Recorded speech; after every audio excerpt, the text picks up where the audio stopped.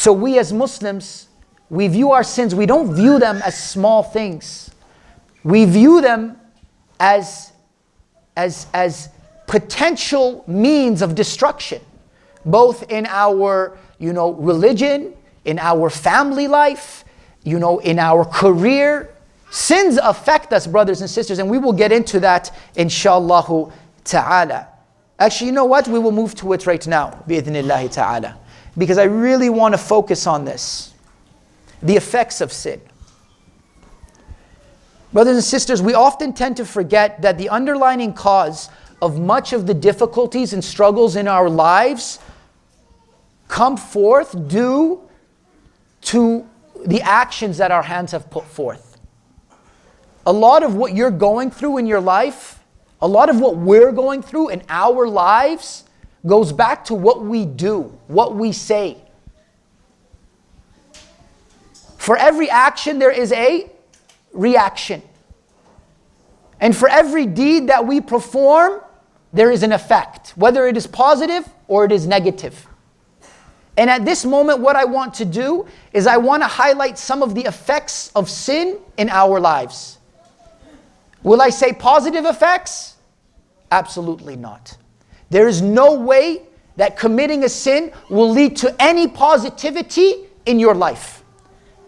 Whether you believe it is a means of benefit or not, Allah subhanahu wa ta'ala will show you that that sin is only a means of destruction, is only a means of pain, is only a means of hurt. Whether you feel it immediately or you feel it down the line, that pain, that hurt, you being able to recognize that it is no good, it will show. It will certainly show. And I want to start off with the worst effect of sin, which is the weakening of one's faith. The greatest thing that you possess, sisters, the greatest thing that you possess, brothers, is your iman. The most valuable thing that you possess is your iman. Your ability to acknowledge that Allah is one and that Muhammad ﷺ is His messenger, and live your life by those implications, by what that implies. That is the greatest blessing you've been. Every person here is a billionaire, if we really understood it. That 1%, you are part of the 1%. It is the greatest thing that you have. And the issue with sins is that it affects our iman in a very negative way. The scholars, they say that al-iman yazid wa yanqus. That iman, it is raised and it decreases. It increases and it decreases. Not only did they tell us it increases and it decreases, they also inform us the reasons as to why it increases and decreases. Al-iman yazid wa yanqus, yazid bit-ta'a wa yanqus bil-ma'asi. That when you obey Allah and you are obedient to Allah, wallahi, you will feel iman. You will feel better today. You will feel better leaving this halaqah today than you felt coming in. Why? Because you indulged in good activity, in pleasing activity to Allah subhanahu wa ta'ala. But on the other hand, iman will decrease by actions of sin. By actions of sin. And when iman decreases, this affects a lot of things. Because there's so much goodness that is connected to your iman. The Prophet ﷺ said that there are many branches of iman. So not only does your faith, it decreases, but the fruits of your iman also decrease. Like your action, your good deeds.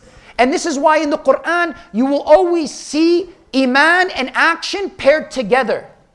إِلَّا الَّذِينَ آمَنُوا وَعَمِلُوا الصَّالِحَاتِ. But you will never see them, the other way around. إِلَّا الَّذِينَ عَمِلُوا الصَّالِحَاتِ وَآمَنُوا. No, because iman is a prerequisite to what? To action. Iman is a prerequisite to action. If we have more iman, there's more action. If there's less iman, there's less action. So much so that when we commit sins, we also lose the sweetness of our action. So we might continue to perform our daily actions, maybe our prayer, maybe we do our dhikr, but we don't feel the sweetness of it. Yani a brother maybe or sister, they're driving and they turn on the Quran and nothing. Nothing. It does not penetrate, it doesn't even go through the ear. And then you get so annoyed by it, what do you end up doing? You turn it off. And then you turn on to the radio. And you lose that ajr. And you lose the sweetness of the word of Allah subhanahu wa ta'ala. All because of your sin. Yani I know, and may Allah subhanahu wa ta'ala protect us all, but I know there are people today who did not come to this lecture because of their sin. So they see the title, I don't want to come and feel guilty for the next hour. This is true. This is the negative effect of sin, is that it affects our ability to do more, and if we are continuing doing what we're doing, we don't taste the sweetness of that action.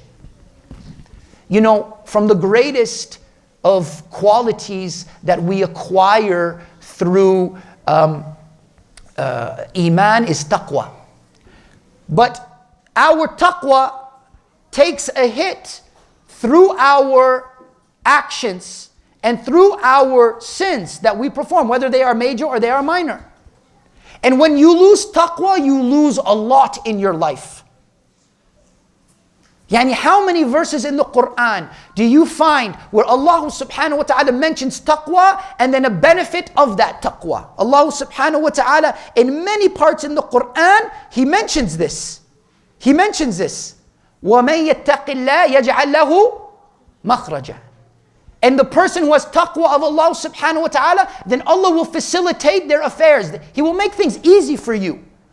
But when you commit sin, and you decrease that quality and that attribute of taqwa, then things become harder in your life. You used to be able to do things that you're no longer able to do, or now you find difficulty in doing them. Makhraja, Allah finds a way out for you.